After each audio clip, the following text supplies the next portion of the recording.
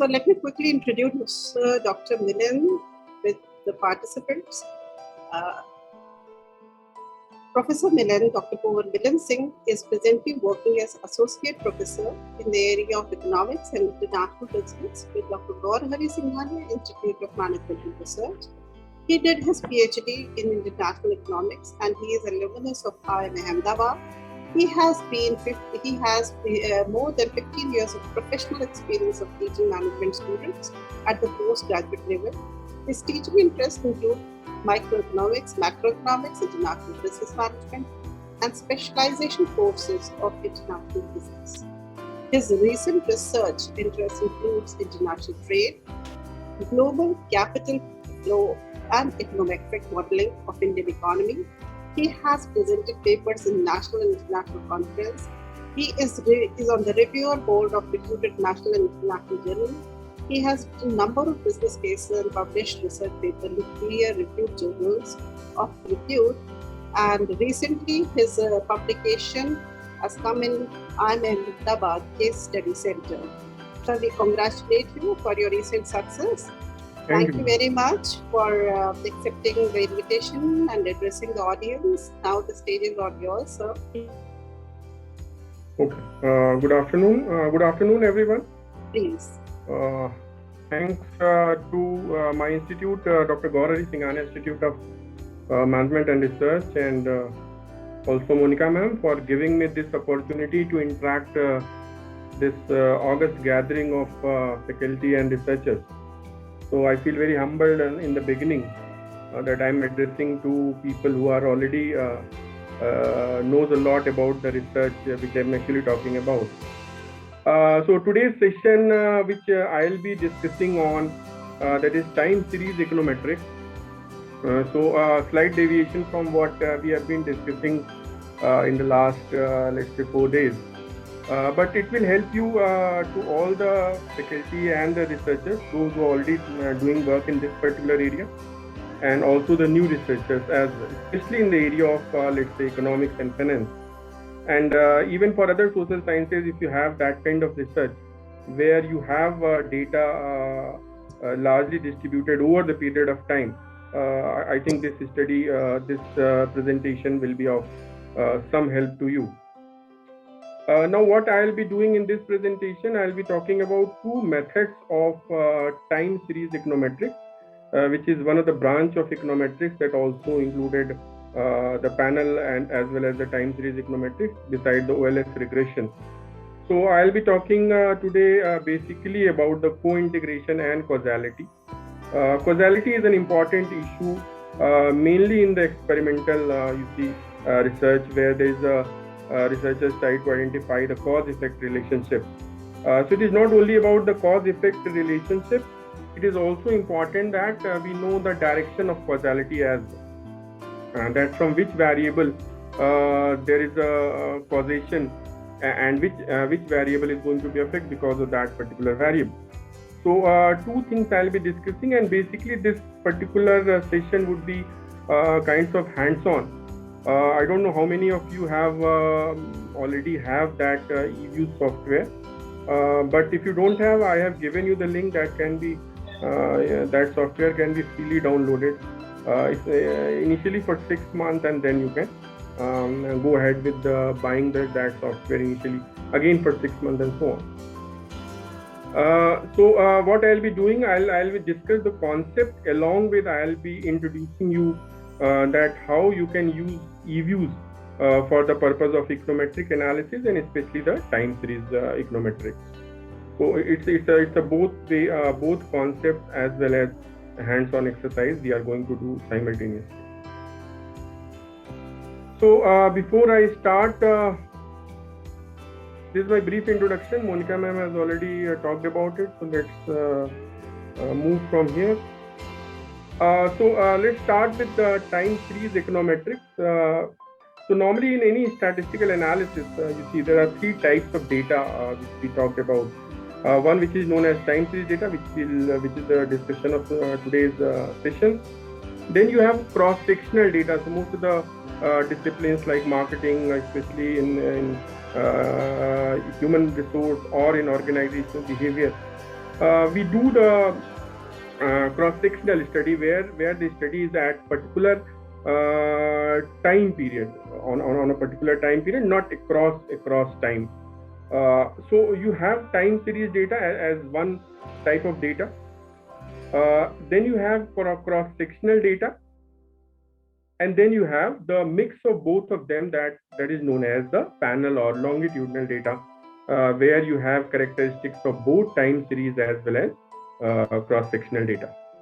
So in this particular session, we'll be talking about the time series data. So what is time series data? It is a set of observations that a variable takes at a different time. So what you can say that the time series variable is actually the random distribution of variables across different periods of time. So the example of time series data, for example, the stock prices, daily stock prices. Then you have money supply. So government money supplies, that can be a weekly data. So you have every week you have money supply. Let's say the M3 is the measurement of money supply. So you have data for M3 or maybe M2 for every week. Then you have maybe unemployment rate, data for unemployment, or data for inflation, that is consumer price index, your monthly data. Maybe that data is for 5 years, maybe 10 years, maybe 20 years, and so on. Then you have a data for GDP, that could be quarterly data for GDP, that half-yearly data for GDP or annual data for GDP. And then you have a government budget also, so government fiscal. So every year you have a budget, so you have data for every year with respect to the government revenue, expenses, and other fiscal indicators. Now, what problem time series data are actually facing? So one of the problems which time series data is facing, that is the problem of autocorrelation, which is also known as the serial correlation. So when I'm saying autocorrelation, it is all about, suppose you're talking about the GDP data for current year, let's say 2020-21, then that data is dependent upon the data for previous year, let's say 2019-20, and then 2018-19, maybe 17-18, and so on. So current data, we see that is the data for, let's say, the GDP data for current year. Then we talk about, sometimes in econometrics we use the lag. So one period lag, when I'm saying one period lag, it means I'm talking about data for 2019-20. So today's GDP data, let's say that is GDP at time t, then at previous data GDP t-1, t-2, and so on. And that is why the t is an important aspect or an important subscript when we are using denoting a time series data. It is time series data is facing the problem of autocorrelation because this year GDP might be affected by previous year GDP and so on. So we cannot exactly segregate the different numbers from, let's say, last 20 years and so on. And because of this problem of autocorrelation, we cannot exactly use time series data for statistical analysis, or we have to do some treatment with the data so that we can avoid this problem of autocorrelation. So that is the main problem with the time series data. Now, if you are dealing with the time series data, so we are using the subscript T. So whenever you have, let's say, GDP for GDP subscript T, or export or money supply with a subscript T, it means you are talking about a time series data with that particular time. And then if you see that, let's say you have data for exports, which I am going to use from 91 to 2019, and we are denoting it as YT, where Y is an export at time T, and we are using it from 91 to 2019, where small t is from 1 to, let's say, 91 to 2019, t is equal to 1 for 1991, and t is equal to capital T for 29 for 2019, because there are 29 observations are there. So from 91 till 2019, there are 29 observations are there, and those are being mentioned from, let's say, t is equal to 1. So 2t is equal to 29. Cross-sectional data we are not discussing here, just a brief mention about the cross-sectional data. Normally in applied, you see microeconomics, we use the cross-sectional data where you're talking about, let's say, the health economics or labor economics, or let's say talking about the demographic variable at a specific time period, or health indicators at a specific time period. Okay, or wages as a specific time period, or let's say in case of OB or HR, let's say we're talking about the satisfaction level at a specific time period. All those are the cross-sectional studies. So in economics or in finance, normally these are the areas where cross-sectional data are being used. And then in this case, cross-sectional data, as in case of time series, there is a problem of autocorrelation. Here there is a problem of heterogeneity. Why there is a problem of heterogeneity? Because there are different types of variables could be there. For example, if you're talking about let's say the wages across different manufacturing firms, then there could be different sizes of the firms would be there. So we cannot say that, we cannot really compare the wages because the sizes are different. Or maybe let's say we're talking about in stock market, we are talking about the share prices across the different types of firms. So here also there comes the issue of size of the firm. So here there is a problem of heterogeneity. Now, there comes another set of data, that is the panel data, where you have both the element of I as well as T. So here the subscript is T in cross-sectional data. Here it is, in case of time series data, it is T. Here it is I. And therefore, in case of panel data, you see it is I and T. I reflects the cross-sectional part of it, and T reflects the time series part of it. For example, let's say we are talking about, we are doing the macroeconomic variables. So let's say we are taking 5 countries, and then we are taking the money supply and GDP for 20 years. So those 5 countries we are taking at one point of time. So that is the cross-sectional data. That is the cross-sectional variable, those 5 countries. Then within those 5 countries, for each country we are taking 2 variables, or maybe 5 variables. Let's say we are taking money supply or GDP or export. And all these 3 variables we are taking across time. Let's say money supply data for 20 years, then export data for 20 years, then GDP data for 20 years. And then we know that whether there is an association between macroeconomic variable across these countries or not. So that kind of analysis is known as the analysis which is based on panel data, which that is going to be much more complex exercise, where there is a problem of both autocorrelation as well as heterogeneity. Now, in this particular session, I have taken 4 variables where I'll be developing a regression model. And then we'll see that what is happening with respect to co-integration as well as the causality part of it. So 4 data which we have taken, 4 variables. One is the export.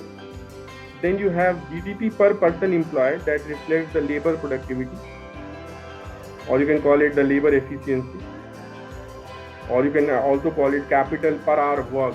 So that reflects that how much labor and capital, and based on the labor and capital employed, how much output you have. That reflects the so normally that the GDP per person employed is being used for inclusive growth, or maybe economic growth as a variable for long run economic growth. So that is the variable which I have taken. Then you have foreign direct investment. Obviously, most of you will be knowing what is foreign direct investment. FDI is an investment which is coming from outside in form of equity investment or reinvested earnings or intra-corporate loans.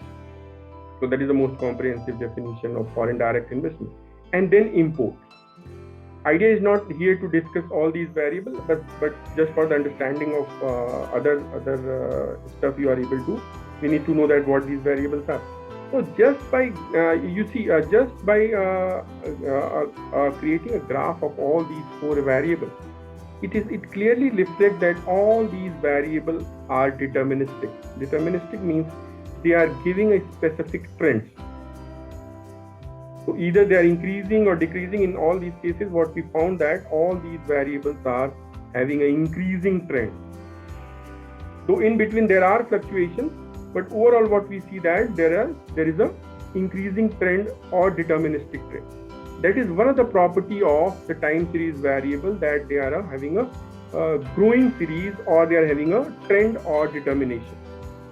So that is one thing you can directly create a graph, and you can know without going into the using any statistical technique, and it is advisable as well. This is the model I have taken. No need to go into the details of that model. So what I have used that export, import, and FDI, that is endogenous variable or independent variable. They are affecting the GDP per person employed, or that is known as the labor productivity. And what we try to know that whether there is a long run association between foreign direct investment. Here for economic growth I have taken GDP per person employed and international trade. So international trade comprises both export and import. So here I have taken international trade, export and import, as well as FDI. Now in this case, we are using as a Cobb-Douglas production function, where this is an output and all these are the inputs. So these are these independent variables are going to affect the dependent variable. And what I have done, that I have taken a log linear form where I have taken the log of all these variables, and then the regression equation, or the equation which I am going to estimate, is of this nature. Why I have taken a log of these variables? The reason being, because all these variables are deterministic, they are showing a specific trend. So by taking the log, it will linearize the exponential trend. Or we can say that it will smoothen the trend. So whatever little fluctuation you have, so that can be smoothened, because all these data are very, very strong trends they are showing, and all are upward sloping. Second important benefit of this kind of analysis is that by taking the log, the second benefit you can get is log will allow you to use these linear coefficients. For example, this B1, B2, B3.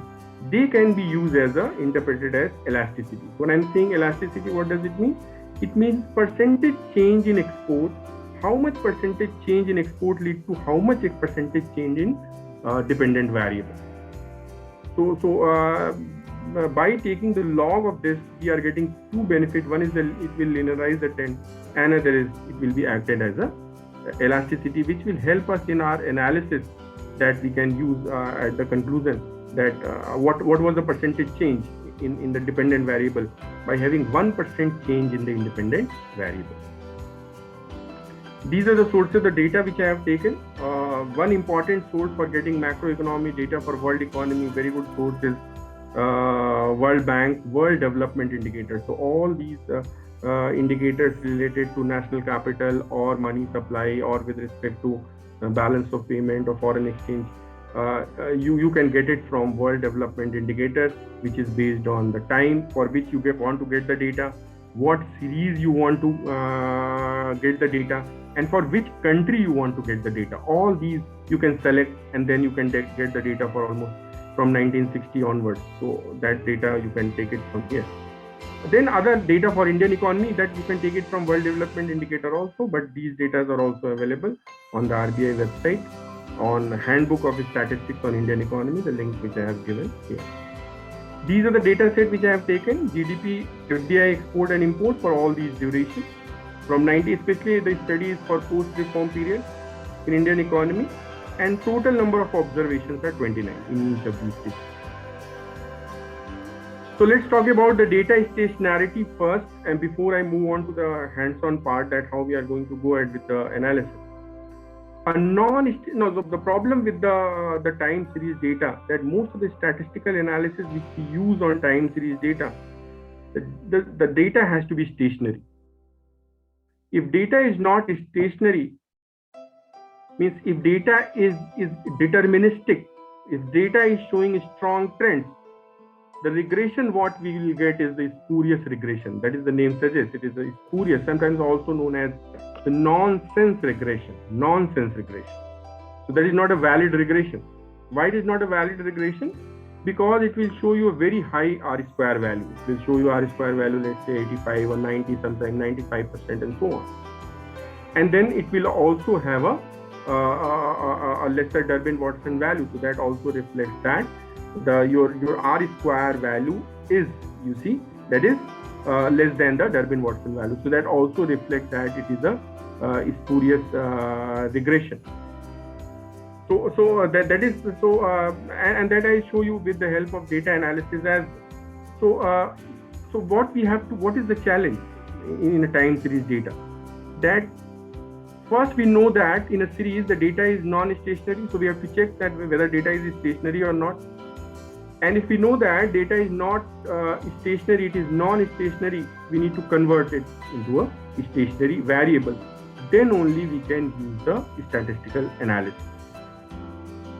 Now, so this is what it is. Non-stationary time series data will contain unit rows. So when I'm saying non-stationary, it means it will contain unit rows. And it reflects a deterministic or stochastic trend. So deterministic, I already told you, it will reflect a strong trend, whether of, let's say, upward going, or let's say the data is continuously growing or declining, or it shows the stochastic trend, that is shows the randomness of the data. So that is important. So that is the most important property of time series data, that it is showing a stochastic trend. Or non-stationary time series data, it shows the randomness, and therefore we have to make some treatment. Now you see, a non-stationary time series data used in an OLS regression, that is ordinary least square regression, will give false result. The reason being, the data is deterministic and stochastic. So if let's say we have taken 4 variables and all of them are growing, and if we try to find out the regression equation, we'll find a strong correlation between those variables. And that is what this regression is known as, the spurious regression. So even if you get a R-square value of, let's say, more than 0.95, you should not feel happy, because that analysis is not correct. And that has happened because of this property of time series data. Another disadvantage is that for forecasting purpose, if you want to forecast the data based on your existing data, non-stationary time series will be of little practical value, because non-stationary time series will be applicable only for that particular time period for which you have the data.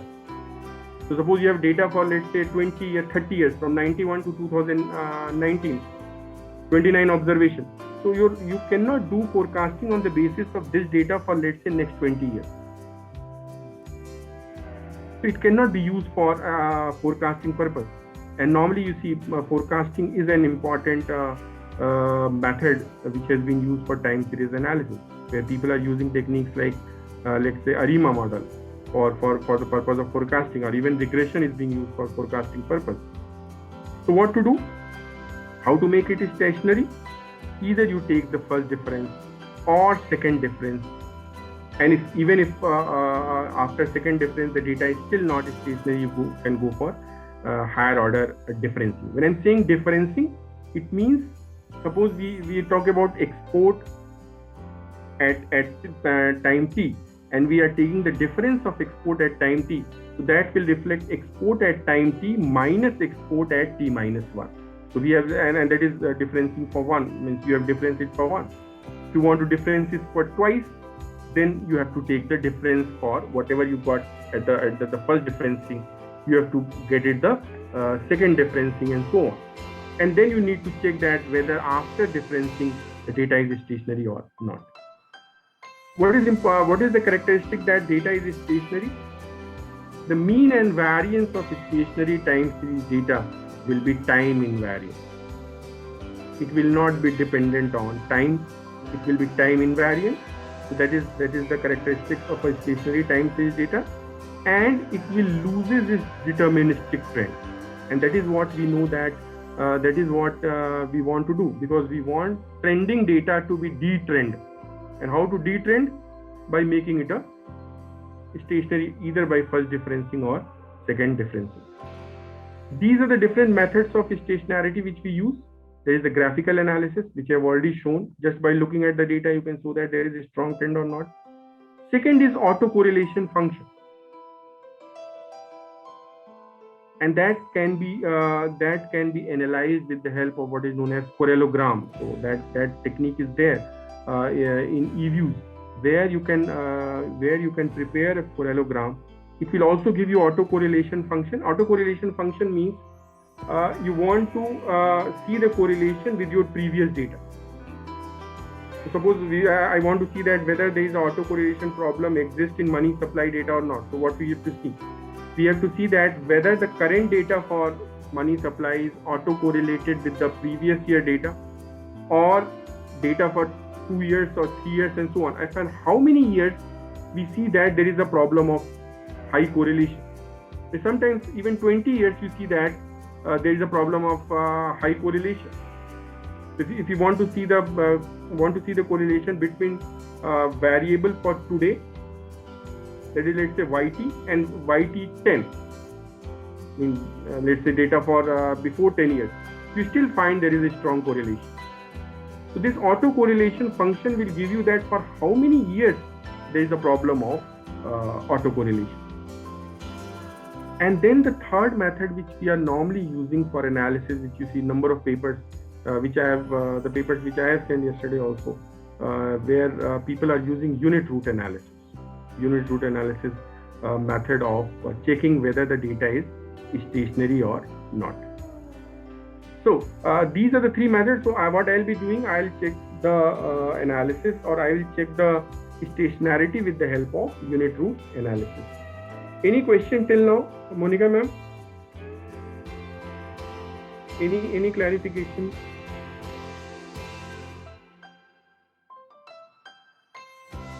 No, as such, there's no query on the chat box. Okay. So these are the different methods which has been used to check the stationarity. I'll use this unit root analysis. And then comes the purely random or white noise. There's another very specialized time series which is known as the white noise time series, where you have a constant mean and constant variance and is serially uncorrelated. So what best you can get? So you have a constant mean, means mean and variance are constant, and also there is no problem of autocorrelation because it is serially uncorrelated. Now you see, in this case, normally you see when using OLS regression model, it has to subject to certain assumptions. It has to follow those assumptions. It is known as the classical linear regression model, and it satisfies those assumptions. So if let's say this UT, which is the error term in the regression model, is assumed to be white noise, which is considered to be a random, that is stochastic. Okay, where this error term is having zero means and also constant variance, which is independently and identically distributed. Okay, then if UT is also normally distributed, it is called the Gaussian white noise process. So that is the best you can get as far as the classical linear regression model is there, where the error term is UT is also normally distributed as well, besides constant variance and zero mean.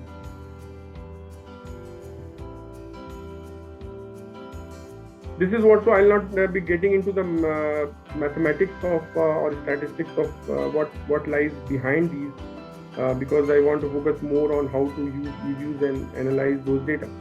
But this is what unit root test for one variable, that is export, where you have a difference of log of export at time t is equal to b1 plus we are regressing at time t, and then we are also regressing at a 1 period lag, plus you have the error term. So this equation is used when time series fluctuate around the linear trend. So you see that now in this case, random walk model with drift and deterministic trend. So that is the most advanced, you can say that the unit root method which has been used to check stationarity, because there is random walk without any drift. There could be random walk with drift. Drift means you have an intercept. So you have a random walk variable is, you see, stochastic along with intercept, and also it is having a deterministic trend as well. Now where this LXT is equal to log of export at point t minus log of export at t minus 1. So what is the null hypothesis in this case? Null hypothesis is that this B3 coefficient has to be 0. That is the unit root hypothesis. So our objective is that we have to reject this hypothesis, null hypothesis, so that we can get that there is no unit root, or what is known as the non-stationary hypothesis, where B3 is less than 0. So idea is that this B3 coefficient, which is a coefficient of 1 period lag of export, has to be rejected, so that we know that the data is stationary. So a non-rejection of null hypothesis would suggest that the time series is non-stationary. Okay, and if we reject, obviously that is a good sign, and therefore we can say that the data is stationary. Now, what we are going to use for this unit root analysis, we are going to use the ADF statistics. Okay, so this is what augmented Dickey-Fuller test, which has been used, where error term is correlated, UT is correlated. This is likely to be the case when random walk bit drift and deterministic trend. So there is, again, you see, there is more or less the same what I discussed, unit root test of stationarity, but that is the most, you see, the augmented version of statistical techniques which check the stationarity. So I'll not get into that because I'll be focusing more on how to select or reject the, null hypothesis in case of checking the stationarity.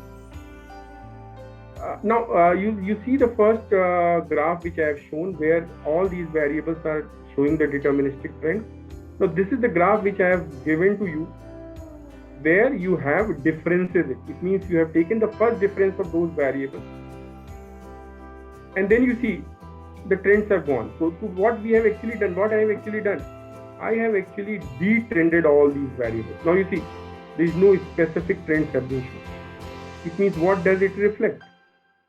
It reflects that now the data is stationary because it is not showing any stochastic trend, or it is not showing any deterministic trend. Now, how to get this first difference? So let's move on to hands-on on eViews. So let me show you the.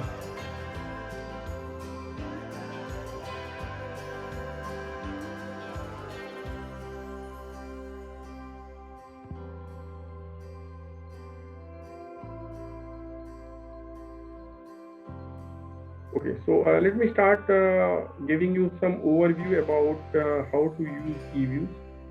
This is the eViews software, eViews 11, a very, very simple software. It's not like other softwares like R, which is very slightly difficult to operate, though it is, those sources are open sources. But still, you see, eViews is very handy to work, especially for data analysis and economic finance. So create a new eViews work file. So you just need to click this work file. Work file structure type, you see, that is dated regular frequency, balanced panel. So if you have a balanced data, panel data, you can use here. Here I am using dated regular frequency because I have data for 29 observations from 91 till 2009. And then you have unstructured and data. Frequency is annual because I have annual data. You have to mention the date. Let's say I'm mentioning 1/3/1991, and then end data is 1st March 2019. So you have to give the data. You have to give the start and end date in this particular format in order to get the reply. Suppose I have given this name time series econometrics 1. Then you get OK. So what you get is the C and residual. C is the constant, and then you get the residual. Now you can import directly the data which is there in your Excel file. Just click File, go to New, open the work file. Screen not visible. Are you changing, Milind sir? Ma'am, that eViews software is visible? No. It is not visible? No. So what you currently see, ma'am, the presentation? No, there's a ARDL. There's just a tab where you are showing time series, econometrics, and various files and folders. Okay, just a minute.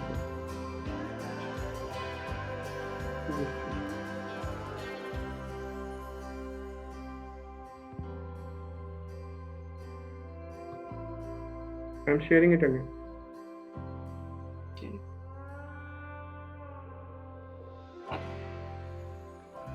Now, can you see, ma'am, the eViews screen? It is processing. It is processing. Let's wait. Okay.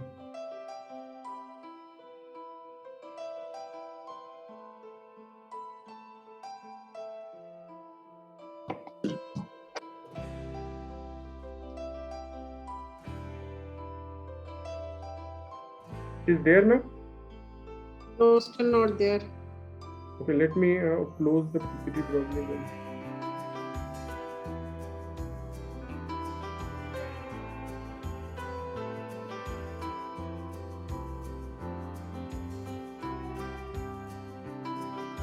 It is there, ma'am? No, it's not coming, sir. Okay, let me share it again.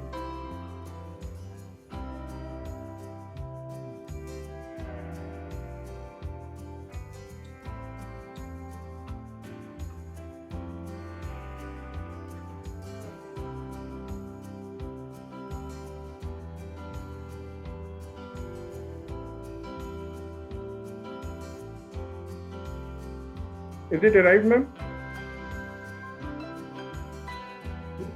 No. Now it seems to be coming. It's coming. Still not, still not.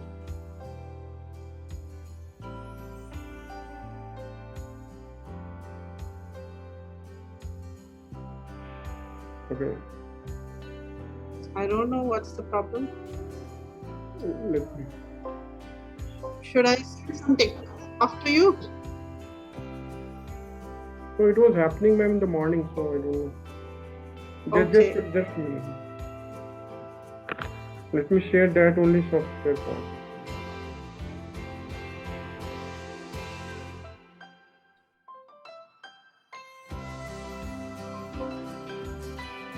Can you see, ma'am? Now it's coming, now it's coming.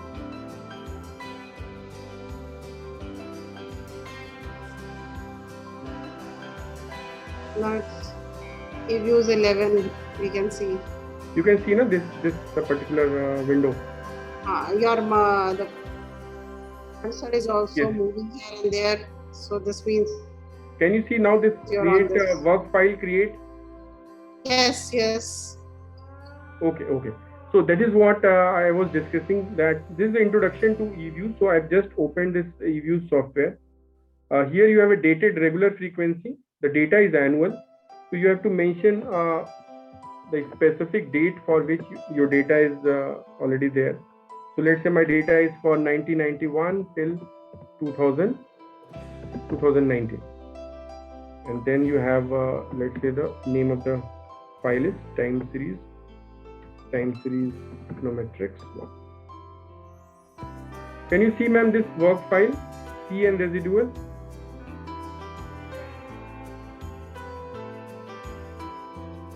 It's visible. It is visible, no, ma'am?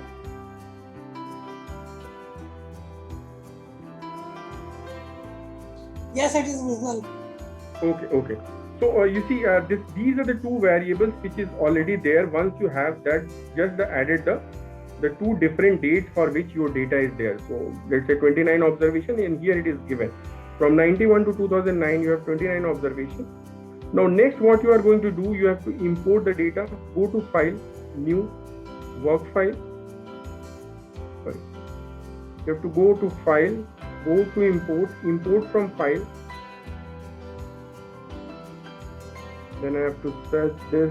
So I have made a specific folder here. So this is time series econometrics. Now you have a data set for FDP. So this is the data. Open this data. what you get is this. Just go next, go to the next. Finally, you have to enter the start date. Just mention the start date for which you have the data, and then go to the finish. So all the data has been imported here. So where I've already created the log of those data. So you have data for export, FDI, GDP per person employed, import. Then you have log of all these data, log of export, FDI, this and that. Now you are ready to do the analysis for this.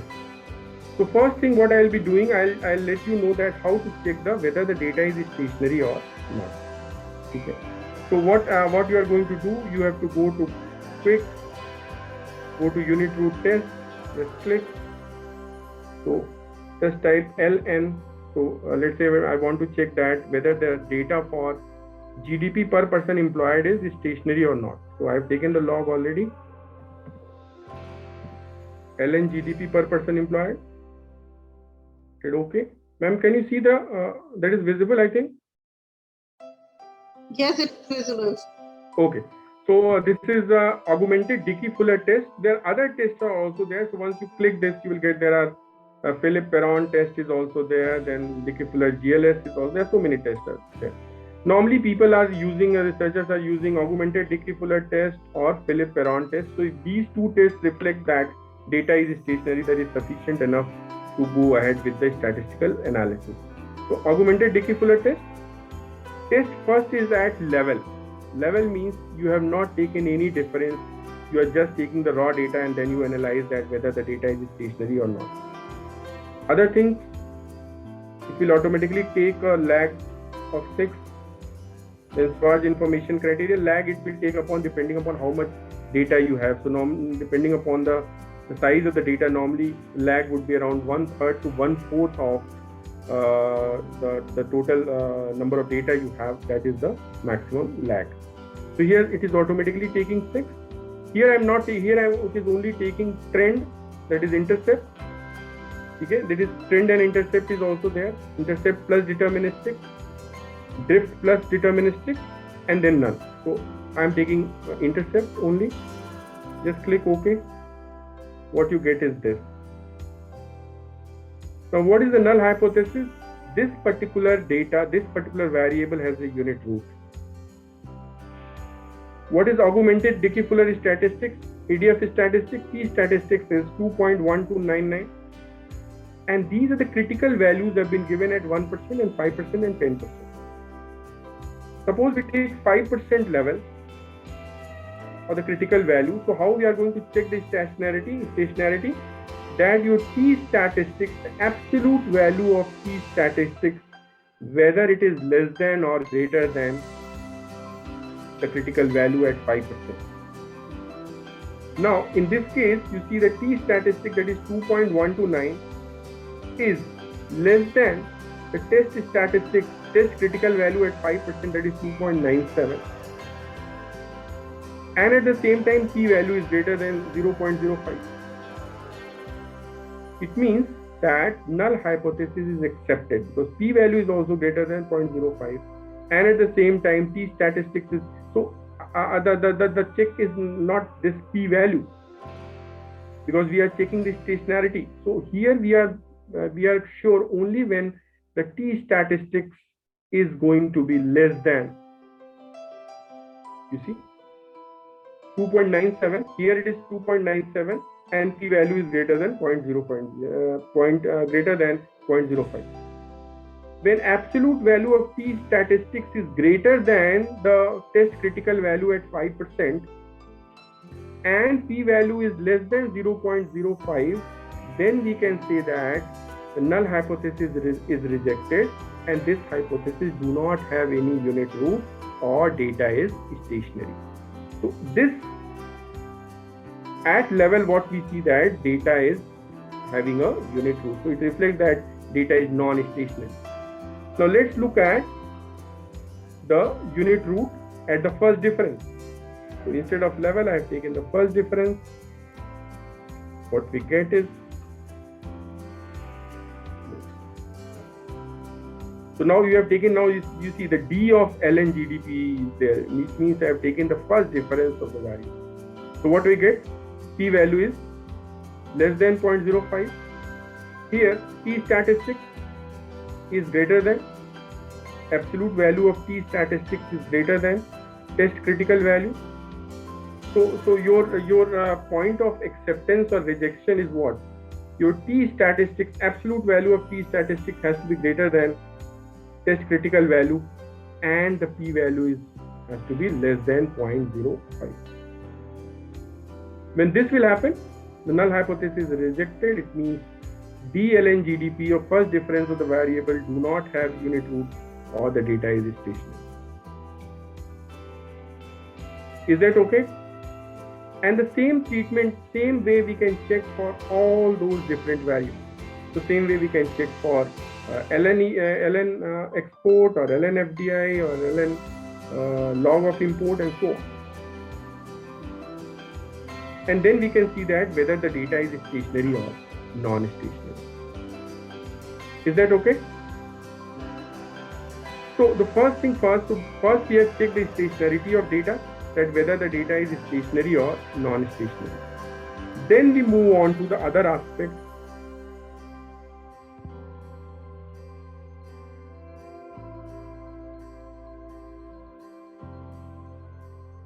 Ma'am, is my slides visible? Just let me know. Jugaji, slide is visible? No. Slide is not visible.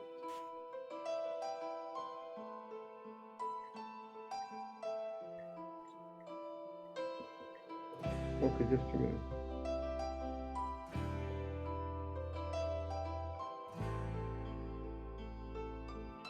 Is it visible, ma'am, now?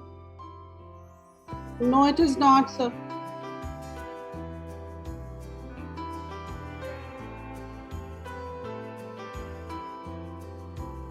Okay, just a minute.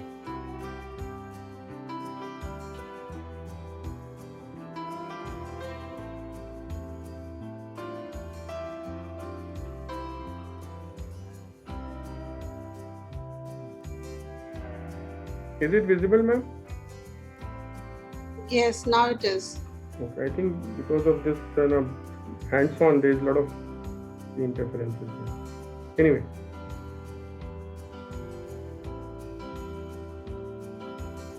So let's quickly move on because we are running short of time. So till now what we have discussed the model selection. We have checked the data stationarity, unit root.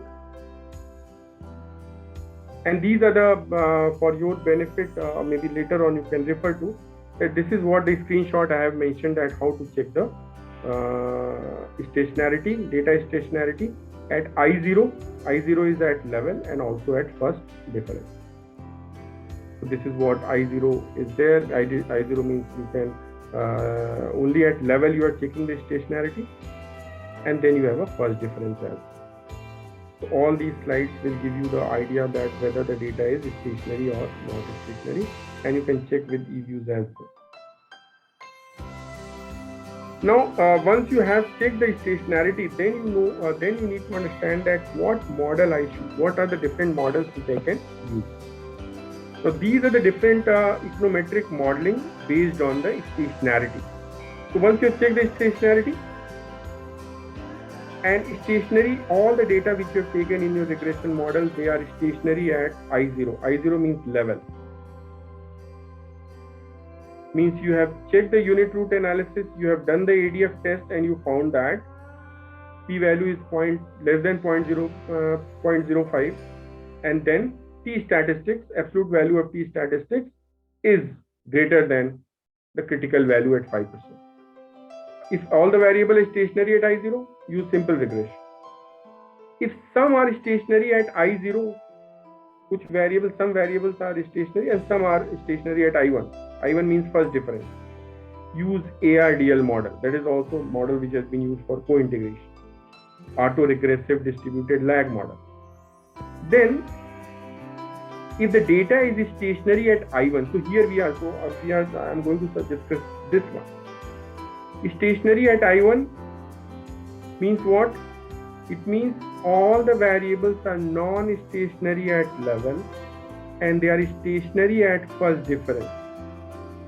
Means all the variables are detrended at I1. What we are going to use? Co-integration. And what is co-integration? Co-integration means if two variables are co-integrated, it means they are having long-run relationships. They have long-run equilibrium relationships. It means in the long run they will move together. So let's say export and FDI, if these two variables are co-integrated, it means in the long run we can say that these variables will move together.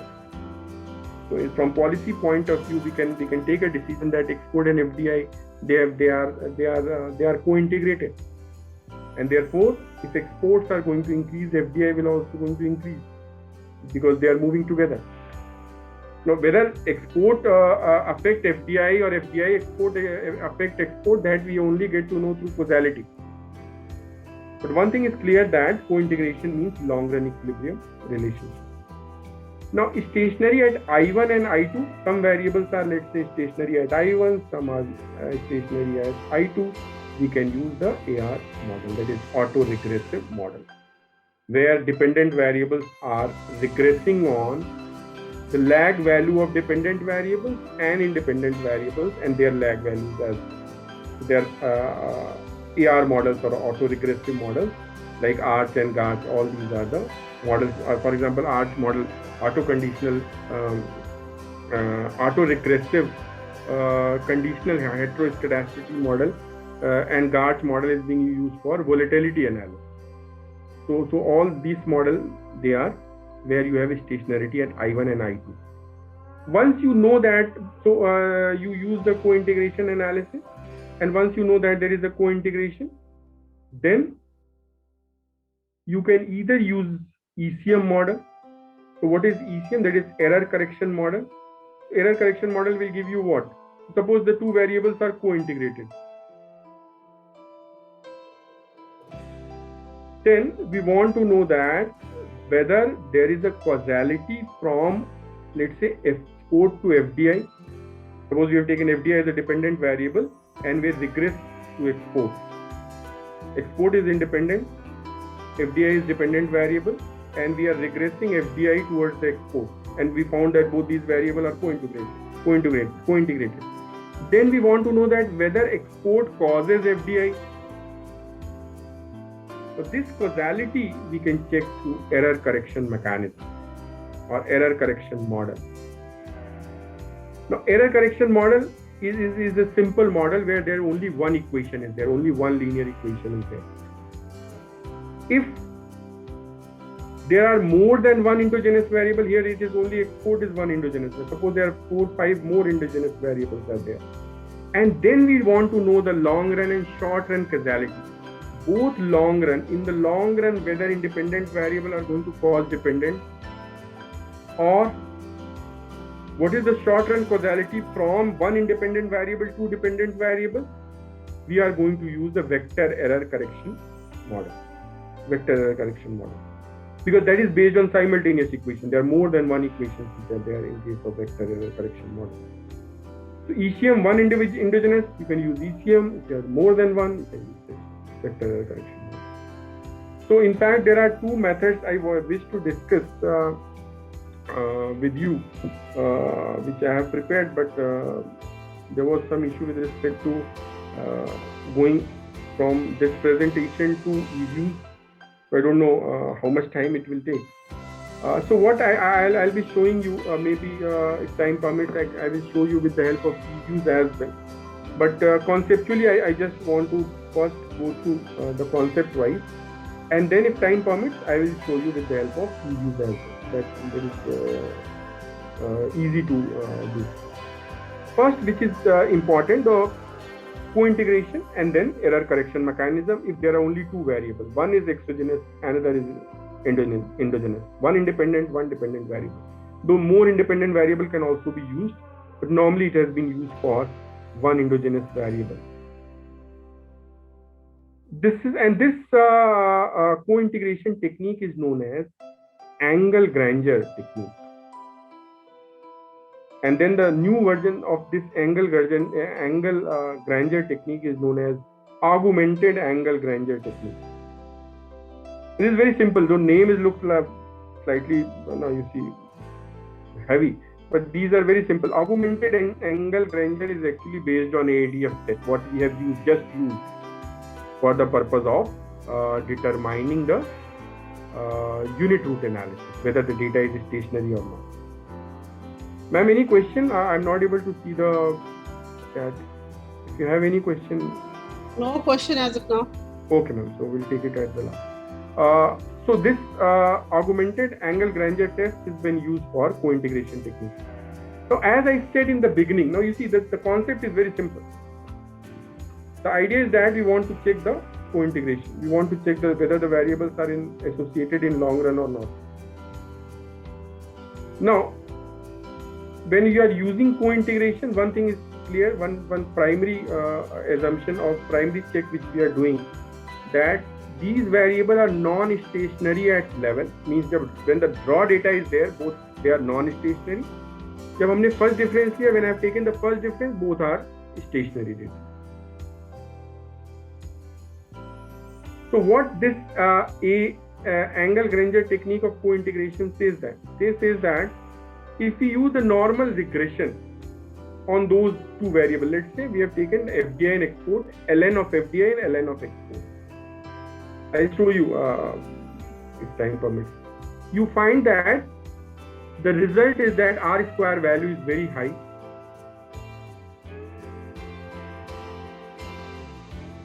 And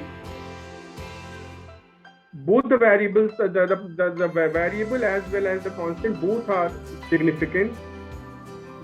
F value is also less than 0.05.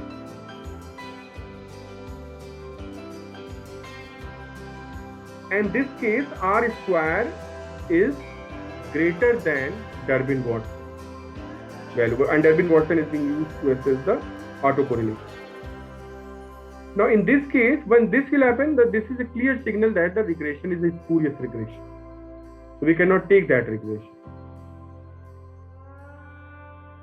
Now, this model says that, okay, these two variables are non-stationary at level, but if the linear combination of these two variables is non-stationary, the linear combination of these two variables is stationary at level, we can say that these two variables are co-integrated. For example, this FDI and export, this is a linear combination, UT is the error term. When you take UT here, what we get is ln FDI minus beta 1 minus beta 2 ln EXT. So in this case, what is happening? These two are non-stationary, but they cancelling out the non-stationary or stochastic pattern of each other. And finally, if you take UT and if you take the unit root analysis of UT, and UT found to be stationary at level. And what is UT? UT is the residual. So what we did, we are doing the residual analysis with the help of unit root test. And if UT is stationary, we can say that this model is good enough. This model, it means if UT is stationary at I0 or at I0, we can say that this model is valid, which we were earlier saying as a spurious regression model, and both the variables are co-integrated or they are in long run equilibrium relationship. Now, once they are in long run equilibrium relationship, what we can do, we can go for, we want to know the causality, and causality we can get, we can know through error correction mechanism. So in one endogenous error correction, large number of one variables, we can use the vector error correction model. What the error correction model is? We have taken the difference of ln log of FDI alpha plus beta, and then difference of log of EX minus we have taken the error term of one lag error term, okay, and then the one lag of residual and then the error term. So if we apply this error correction model, what we get to know that what is the speed of adjustment. For example, if we know that these two variables are co-integrated, and in case of any shock, we want to know the rate or speed at which that disequilibrium will be corrected. And how we get to know that? With the error correction term.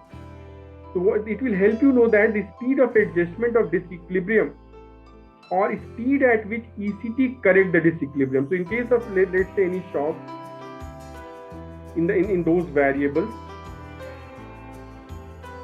we get to know that how much percent, suppose that this ECT value is let's say minus 0.25, so it means 25% correction is there because of this error correction term. It means the speed at which ECT correct the disequilibrium is 25%. And that has happened annually because the data here is annual data. It means in case of any disequilibrium, ECT error correction term will help you understand the speed at which disequilibrium has been corrected. And that we can take at a higher level when you have more number of endogenous variables through the vector error correction mechanism. This is what you see how it has been done in eViews. Go to quick, go to estimate equation. Here the equation is the first variable, the dependent variable, then the constant independent variable, and then you have click OK. Then what you get is this. This is what I was saying. You see, this is the spurious regression model which I was earlier saying, because you see R square is very high, 0.90. It is higher than Durbin-Watson. Normally you see R square value is less than, but here it is higher than. There is one indicator that the model is not correct. It is a spurious model. And then it is also significant. Then what we have to check? We have to check the residual, whether residual is stationary or not. Then we have to create another series, and that series is similar to the residual, because residual को अगर आप direct check करने जाएंगे, it will not give you the result. eViews will not give you the result. Then you have to create a separate variable similar to the residual. And then once you do this, this is what the final result is. Once you have done the unit root analysis of that residual, which is a linear combination of both the variables, what we get? P-value is less than 0.05. It means this unit root, you do not have the unit root. It means this residual is do not have the unit root, or residual is stationary. And then you can check another property as well. T statistic absolute value is greater than 5%. And at the time, this is also there. And then you can see that this U minus 1 is known as the error correction term. This U minus 1, I told you this is the error correction term. This UT minus 1 is the error correction term, 1 period lag of residual which you have taken. What is this? Now in this case, you see this U minus 1 period lag is not only negative, coefficient is negative, but is also significant as well. Which again reflect that both these variables are in long run equilibrium relationship. And then it is significant also. The first thing is that both the variables are co-integrated. That model, which is this model, is not a spurious model. There is a valid model. And then the coefficient of ln EX is 1.7.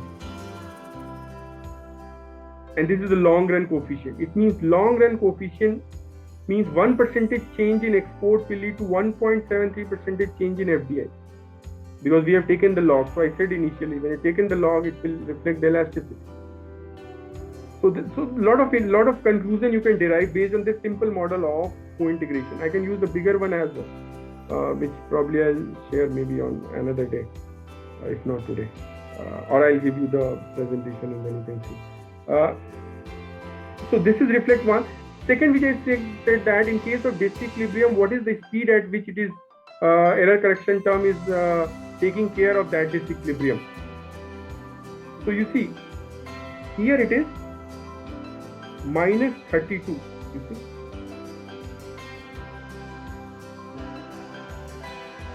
U is minus 0.325370. So first thing is this, and then you see ECT is negative and significant. Therefore, FDI and exports are in long run equilibrium relationship. And then you can see that this error correction term, this one, this U minus 1. So this is the unit root which you have performed on the error term, and then you get to know that unit root is this residual is stationary. Once you know that residual is stationary, then you do the error correction model. You perform the error correction model, and then you get to know the regression analysis. So in this regression analysis, you can see that the coefficient is negative. It is also significant. R square you see less, but R square value is less than Durbin-Watson. It means this regression model is valid, and at the same time it will also give you the information about the speed of adjustment. So how much is the speed of adjustment? Coefficient of one period lag of residual will reflect that what is the speed of adjustment. So 31.50 is the, so in case of any disequilibrium or in case of any shock in that particular series, in the long run, what will happen annually? The disequilibrium will be corrected with the speed of 31.50, speed at which the disequilibrium will be corrected. So what is the summary of this? We got to know that these two variables are co-integrated. We got to know that long run coefficient from this particular model, from this one, this is the valid model, and this is the long run coefficient, which is also significant. And we also know that this is the speed at which the disequilibrium will be corrected, and it is also significant as, and this also reflects the causality as, because in this case you can see that ln EX is also significant, less than 0.05. It means in the short run, exports are also affecting the foreign direct industry. So what is important is that this error correction term has to be negative and it has to be significant. Then only we can say that they are into long run equilibrium relationship.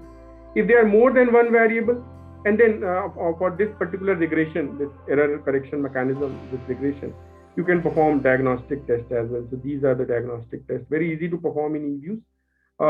Serial correlation, you can check whether the regression model is suffering from autocorrelation or not, whether there is a problem of heteroscedasticity, or the error term is having a constant variance, whether the error term is normally distributed, or whether the model is stable. So all these tests have been, I have mentioned, and you can see that how these tests have been performed in eViews or in other statistical models. Before I finish, I think the time is already over, but I just wish to add one thing before I finish. This is one thing where you have one endogenous variable. Suppose you have more than one endogenous variable, and then you want to assess that whether there is a long run association or not between the variables. Then you have a much simpler statistical technique which is available, and that is known as Johansen and Julius. So it is known as the Johansen co-integration model. So suppose you have, for example, in our case, suppose there are 4 variables out there. FDI, GDP per person employed, export and import. And then we want to know that whether there is a long run association between these two variables, long run association between these four variables. So we have to use Johansson co-integration. So for Johansson co-integration, you have to do only one simple statistical technique, which is already given in the EViews, this particular version and earlier versions also. But for that, you have to select the lag, at which lag you are going to perform. Whether you are going to take 2 lags, means 2 period lag or 3 period lag. So there is a way you can look at how you are going to look at VAR lag selection criteria. So this is how you can select that how much lag you have to take. Just go to quick, go to estimate VAR, mention all the variables which you are going to check, and then this will come, this figure, this particular table will come, which will give you the idea that how much lag you are going to select. And then once you are, so in this case, what is taken? Suppose all these, so most the highest value in all these steps have to be taken. And all these are the lag selection criteria has been given. Ekaiki information criteria, Sehwag's information criteria, other criteria have been given. And then you see the star has been given here. So normally we take the lag where most of the stars are there. The stars reflect that the highest value. But sometimes when your data is finite, means data is comparatively less, and you take in the 4 lags, you'll not get any regression result, because they will give you the singular matrix. So you have to come with the smaller lag. So you have to come up with, or you have to satisfy with only 3 lags. And then once you know the lag, it is very easy to perform the Johansson co-integration, which is a method to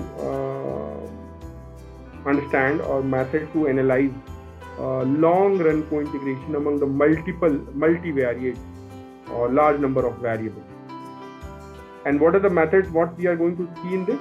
We are going to see the trace statistics and eigenvalue statistics. And then once we perform this Johansson co-integration test, it will automatically give you the idea that whether whether the co-integration model is valid. Valid means whether these variables are co-integrated or not. This is how you are going to perform Johansson co-integration test. And finally, I will show you the end result. This is what the table you will get once you perform it. And then once you perform it, you will find 2 statistics, the trace statistics and max eigen statistics. And then you see that these are the hypotheses, null hypotheses have been given. Null, none co-integrating vector, at most 1 co-integrating vector, 2 co-integrating vector, and so on here. Though from the table itself it has been given, trace test indicate 2 co-integrating equations. It means that trace test reflect that there are 2 co-integrating vectors are there. It means all these 4 variables are co-integrated. Even if there is a 1 co-integrating equation is there, still variables are co-integrated. Here it is 2. And it is also being substantiated from max eigen statistics as well. It is also showing 2 integrating co-equations. 2 co-integrating equation here also.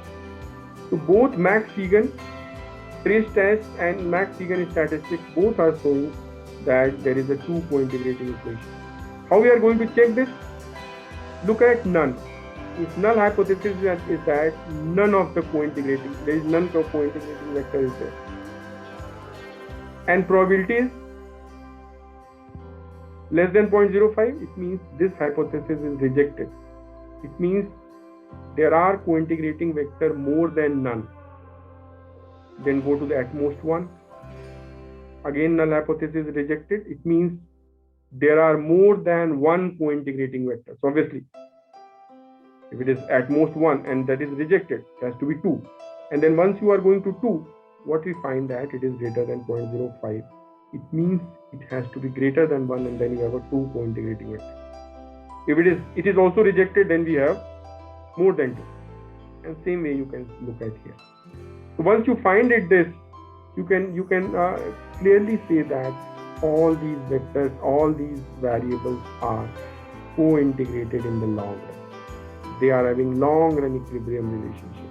It means in the post-reform period of Indian economy, these variables are showing long run equilibrium relationship. And then we want to know the causality. Then I told you that causality we can get through vector error correction model.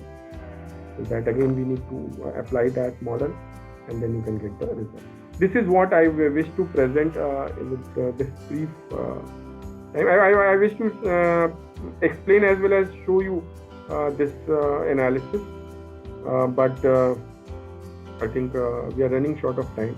So I keeping my presentation till here only, and in case of any question, you can ask right now if time permits. Monica ma'am? Yes, if anyone has question, you can please put it up to the expert through chat box, or if you wish, we can unmute it for some time. Else, I have to share with you that Dr. Milan will be having one session on Sunday also between 3 to 4 for maybe say half an hour. Then we will be having evaluations and other things. So in case if there are queries, you can connect to him on Sunday as well. Especially people in the area of economics may be finding more say interest economics and maybe and finance, both of them, and maybe others also provided finance and data, till now we were having more people from HR. Sharma sir was from finance, you were from economics, and IB in finance. So I think different people with different areas of interest, because when the variables are of your interest, then there is more interest in the session. Yes, but sometimes as well in the statistics. Yes, the economists are also using those scales and other analysis. So maybe sometimes you can get, for example, if you have let's say data for sales, and some other data where you have data across time, for example, some demographic analysis. Even in HR, these tools can be very useful. It's not that, it's just how they're usually the trend goes in every specific. Exactly, yes, that is correct. The same trend is followed later on by the researchers also. Exactly. So, like mediation, moderation, this is very trendy in HR. Yes. Path analysis, these are very, so likewise in your IB economics and finance, these tools. So, I think this will just give you one more area, one more arena where people can do that. And luckily we also have tomorrow a person from the area of marketing, Dr. Shekhar Trivedi. He will be speaking to you with different variables, different examples, and I think that will help serve the needs of various specialization people in different functional area. Though I see people are from not only from management, there are also people from humanities. There is one more thing is there. If participants want, maybe last session, because I can share my experience with case writing also. If some of maybe participants, if they are interested, we can have maybe half an hour. I think, sir, you can talk about it. Yes, participant, you can just tell if you want something on case writing. So else we will have some. Because yes, case writing actually itself takes a lot of time to cover. The participants are saying yes, they would like to. So that is very good that you have offered, and there are people who are saying yes, because we can start with both the qualitative as well as quantitative methods for research papers, and case method I find it's very interesting, very good way to. And I think it will give you on the Sunday, it will give a break also to the participants with all those research tools and everything. There's something new they will learn, and that is also being published across journals and also across case centers. And my experience of case writing recently, so maybe it will be helpful to the participants. But it depends upon their interest. People are saying whatever. See, Sunday first half we will be having a lot of say interaction, evaluation. It will be time where people can speak up their minds. So it's kind of you that you have offered. Thank you, sir, for the session. As time series is not discussed so much. Yes, right. One thing, ma'am. Just one thing. I've shared 2 papers. They are very simple. The reason why I shared those papers, I could have shared other papers also, because once you read those papers after this session, you will find it very easy to understand and comprehend also. Yeah, actually, after taking up your some basic things in the research, you have to go for analytical part also. If you are going a quantitative method, so we try to introduce some of the quantitative methods through this FTP. There are varied methods. Let's see how much we are able to make use of it. So, sir, yes, again we are saying that there are charts who are people who are interested in case study. So whatever you can bring to the participant in a short time on Sunday before the valedictory, we request you to please go ahead with it. So that can be done. Once again, I thank on behalf of the organizers, though you are part of the organizers also, you being part of GHS. Yes, so very much. Still, as a host, I thank you on behalf of GHS. And thanks to you, ma'am, for giving this opportunity to interact with the lovely audience. Actually, we keep on looking from internal and external sources through which we can have more academic interaction and learning. And as you know, it's all collaborative learning. It's a sharing only. It's all about sharing. The more we learn, the maybe hidden agenda behind me organizing this FTP was to learn from you all. So that was also